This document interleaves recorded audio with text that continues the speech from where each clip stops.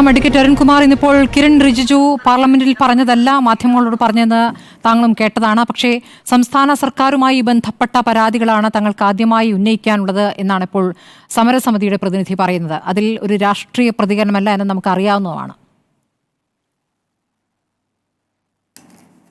ബഹുമാനപ്പെട്ട സമരസമിതിയുടെ നേതാവ് ഹൃദയത്തിൽ നിന്ന് പറഞ്ഞ വാക്കുകൾ നമ്മൾ കേട്ടു. അതിൽ അദ്ദേഹം പറഞ്ഞ ഭൂരിഭാഗം കാര്യങ്ങളും CPM നേരത്തെ തന്നെ നിലപാട് വ്യക്തമാക്കിയിട്ടുണ്ട്. പ്രത്യേകിച്ച് CPMന്റെ ജില്ലാ സെക്രട്ടറി നടത്തിയ പ്രസംഗത്തെക്കുറിച്ച് അദ്ദേഹം കോട്ട് ചെയ്യുകയും ചെയ്തു. 3 കണ്ടീഷൻ വച്ചുകൊണ്ടാണ് 1950 ഈ പ്രോപ്പർട്ടി കൈമാറിയത്. അദ്ദേഹം സൂചിപ്പിച്ചതുപോലെ തന്നെ കംപ്ലീറ്റ് ഡെഡിക്കേഷൻ ടു അള്ളാഹ് ആണ് വഖഫ് പ്രോപ്പർട്ടി. ഇത് വിൽക്കാമെന്നും എലിനേറ്റ് ചെയ്യാമെന്നും വിദ്യാഭ്യാസ ആവശ്യങ്ങൾക്ക് വേണ്ടി ഉപയോഗിക്കാമെന്നും വിദ്യാഭ്യാസ ആവശ്യത്തിനല്ല ഉപയോഗിച്ചെങ്കിൽ എൻ്റെ ലീഗൽ ഹെയർസിന് അത് തിരിച്ചു കിട്ടും എന്ന രൂപത്തിലുള്ള കണ്ടീഷൻ വയ്ക്കുമ്പോൾ തന്നെ അത് വഖഫ് പ്രോപ്പർട്ടിയാണോ അല്ലയോ എന്നുള്ള കാര്യത്തിൽ വലിയ സംശയം തന്നെയുണ്ട്.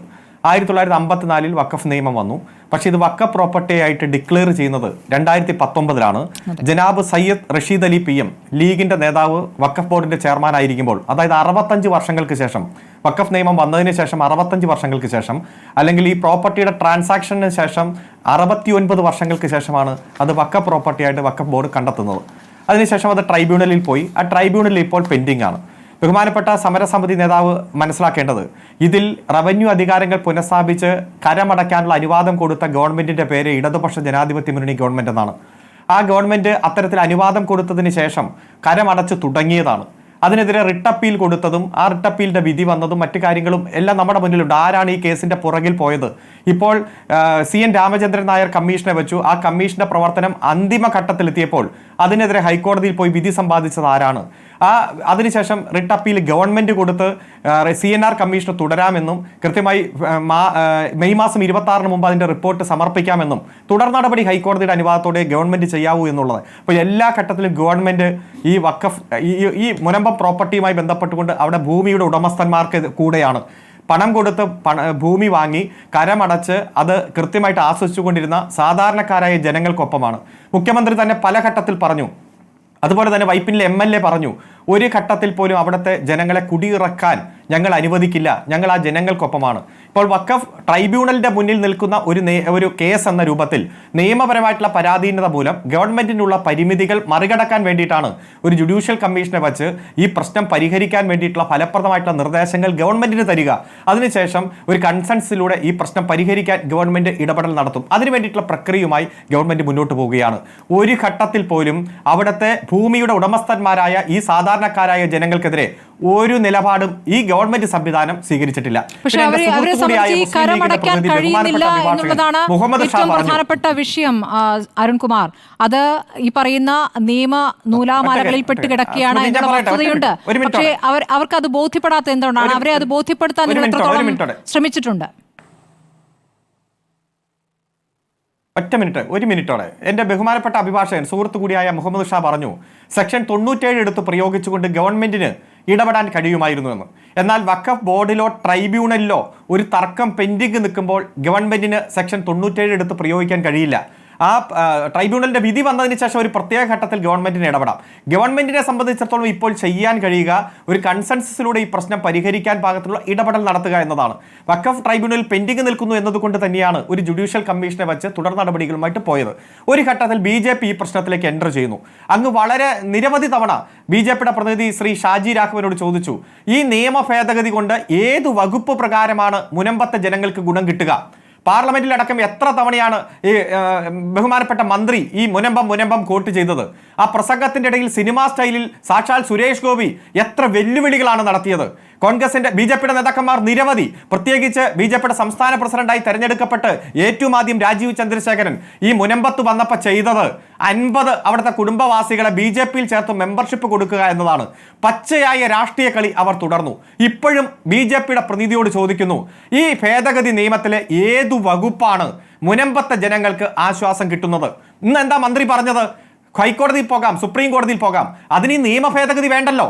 ഇവിടെ വഖഫ് ബോർഡിന്റെ തീരുമാനത്തിനെതിരെ വഖഫ് ട്രൈബ്യൂണലിൽ പോകാം. ആ ട്രൈബ്യൂണലിന്റെ തീരുമാനം അത് അന്തിമം. പക്ഷെ എന്നിരുന്നാലും ഭരണഘടനാ റൈറ്റ് ഉപയോഗിച്ച് ഹൈക്കോടതിയിലും സുപ്രീം കോടതിയിലും പോകാൻ നിലവിലുണ്ടായിരുന്ന നിയമം മൂലം സാധിക്കും. ഈ നിയമ ഭേദഗതി വന്നപ്പോഴോ വഖഫ് ട്രൈബ്യൂണലിന്റെ വിധി വന്നാൽ അത് അതിന്റെ അപ്പീൽ എന്ന രൂപത്തിൽ ഹൈക്കോടതിയിലോ സുപ്രീം കോടതിയിലോ പോകാം. ഇത്തരത്തിൽ ബോർഡ്, ട്രൈബ്യൂണൽ, ഹൈക്കോടതി, സുപ്രീം കോടതിയിൽ പോകുന്നതിന് ഇത്തരത്തിലൊരു ഭേദഗതിയുടെ ആവശ്യം ഈ രാജ്യത്തുണ്ടായിരുന്നോ? നിങ്ങൾ എന്താ പറയുന്നത്? കോടതി വഴി പുനഃസ്ഥാപിക്കണം. അത് വഖഫ് അവിടുത്തെ ജനങ്ങൾക്കറിയാം. മുനമ്പത്തെ ജനങ്ങൾ രാഷ്ട്രീയപരമായിട്ടുള്ള പോരാട്ടം, നിയമപരമായ പോരാട്ടം എല്ലാം നടത്തിക്കൊണ്ടിരിക്കുകയാണ്. ഈ സംസ്ഥാനത്തെ പ്രധാനപ്പെട്ട രാഷ്ട്രീയ കക്ഷികളെല്ലാം അവർക്ക് പിന്തുണയും കൊടുത്തിട്ടുണ്ട്, അവരുടെ ഒപ്പം തന്നെയാണ്. പിന്നെ നിയമപരമായ പോരാട്ടം നടത്താൻ എന്തിനാണ് ഒരു നിയമ ഭേദഗതി? പിന്നെ നിങ്ങൾ പറഞ്ഞല്ലോ സെക്ഷൻ 2A. എന്ത് 2A കൊണ്ട് എന്താണ് ഗുണം?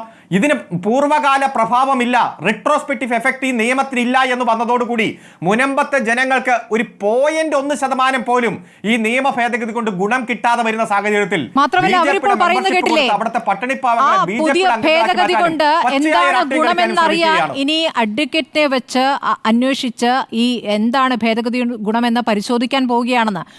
ഇപ്പോൾ ഈ കേന്ദ്രമന്ത്രിയും പരിവാരങ്ങളും വന്ന് ഈ പറഞ്ഞ കാര്യങ്ങളൊന്നും അവർക്ക് ബോധ്യമാകുന്നതല്ല, ഒരു ഉറപ്പും ലഭിച്ചിട്ടില്ല. അവരുടെ മര്യാദ കൊണ്ട് അവർ കൂടുതൽ കടുത്ത വാക്കുകളിലേക്ക് പോകുന്നില്ല. അങ്ങേയറ്റം നിരാശയിൽ നിന്നാണ് പ്രതികരണം, ജോസഫ് റോക്കിയുടെ പ്രതികരണം. ഒരു ക്ലാരിഫിക്കേഷൻ സ്മൃതി, ഒരു ക്ലാരിഫിക്കേഷനോട് പോകണം. ഇപ്പൊ മിസ്റ്റർ ജോസഫ് റോക്കി പറഞ്ഞു ഇനിയും ഒരു നിയമ ഭേദഗതി ഉണ്ടാക്കും എന്നുവരെ ഇന്ന് മന്ത്രി ഉറപ്പ് നൽകി എന്ന് അദ്ദേഹത്തിന്റെ സംസാരത്തിന്റെ ഇടയിൽ പറഞ്ഞു. അതൊന്ന് ക്ലാരിഫൈ ചെയ്യണം. അതായത് ഇന്ത്യയുടെ പാർലമെന്റിൽ ഒരു നിയമ ഭേദഗതി കൊണ്ടെന്ന് രാജ്യസഭ പാസാക്കി രാഷ്ട്രപതി ഒപ്പിട്ട് നിയമമായി ഇപ്പൊ റൂൾ നിർമ്മിക്കാൻ പോവാ, ചട്ടം നിർമ്മിക്കാൻ പോണു.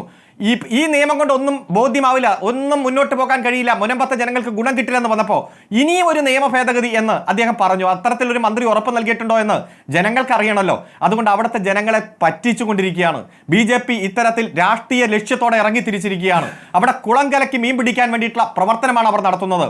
അതുകൊണ്ട് ആ പ്രശ്നം പരിഹരിക്കണമെങ്കിൽ ജുഡീഷ്യൽ കമ്മീഷന്റെ റെക്കമെൻഡേഷൻ വരുമ്പോൾ എല്ലാ വിഭാഗം ആളുകളെ കൂട്ടിയിരുത്തി അവിടുത്തെ പണം കൊടുത്ത് സ്ഥലം വാങ്ങിച്ച ബോണഫൈഡ് പർച്ചേസർ, സത്യസന്ധമായി ഭൂമി വാങ്ങിച്ച ഏറ്റവും സാധാരണക്കാരുടെ പ്രശ്നം പരിഹരിച്ച് അവർക്ക് എല്ലാ തരത്തിലുള്ള നികുതി അടച്ച് ആ ഭൂമിയും സ്ഥലവും ആസ്വദിക്കാൻ വേണ്ടിയിട്ടുള്ള സാഹചര്യം ഒരുക്കണം. അതിന് ഈ ഗവൺമെന്റ് പ്രതിജ്ഞാബദ്ധമാണ്. അതിനുള്ള നടപടിക്രമങ്ങളുമായി ഈ ഗവൺമെന്റ് മുന്നോട്ട് പോകും. അതിനുള്ള അനുവാദമാണ് ഡിവിഷൻ ബെഞ്ച് തന്നിരിക്കുന്നത്. കോടതി വെക്കേഷൻ കഴിഞ്ഞാൽ ഡിവിഷൻ ബെഞ്ചിന്റെ അനുവാദത്തോടെ തുടർ നടപടികളുമായിട്ട് ഈ ഗവൺമെന്റ് മുന്നോട്ട് പോകും. BJPയുടെ രാഷ്ട്രീയ കക്ഷി ലക്ഷ്യത്തോടുള്ള ഇടപെടലിനെ അതിശക്തമായി തന്നെ ഞങ്ങൾ നേരിടും, ഒരു സംശയം വേണ്ട അതിൽ.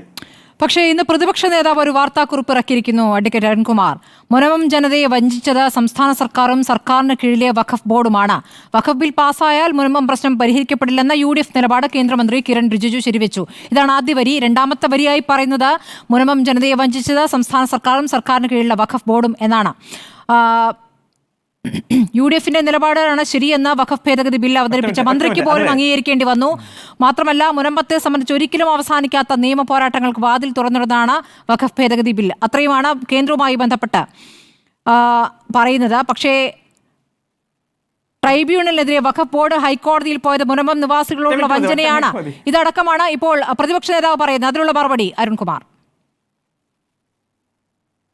ഒറ്റക്കാര്യം, ഇത് 1950 നടന്ന ട്രാൻസ്ഫർ, 1954 വഖഫ് നിയമം വന്നു.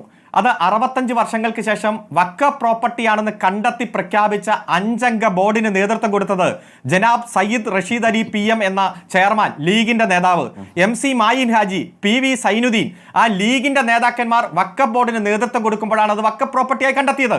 അതുമാത്രമല്ല, ഈ ഭൂമിക്ക് നികുതി അടയ്ക്കാൻ കേരളത്തിലെ ഗവൺമെന്റ് അനുവാദം കൊടുത്തപ്പോൾ KPA മജീദ്, ലീഗിന്റെ നേതാവ്, UDFന്റെ നേതാവാണ്, നിയമസഭയിൽ അതിനെതിരെ പ്രമേയം കൊണ്ടുവന്ന് ആ നികുതി അടയ്ക്കാൻ നടത്തിയ ശ്രമത്തിനെതിരെ ഗവൺമെന്റ് തീരുമാനത്തെ വെല്ലുവിളിക്കുന്ന സാഹചര്യം ഉണ്ടായത്. അതുപോലെ ഈ വഖഫ് സമരസമിതി എന്ന രൂപത്തിൽ നിയമ പോരാട്ടം നടത്തുന്നവർ ആരൊക്കെയാണ്?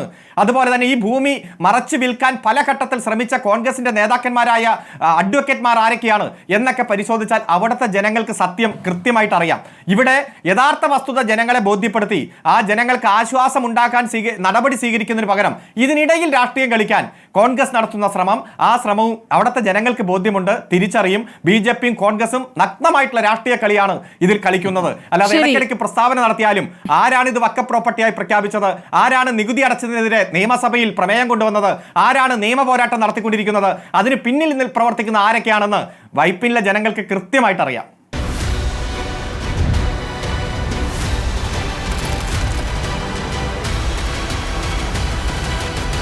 ഡിബേറ്റ് വിത്ത് സ്മൃതി പരുത്തിക്കാട്.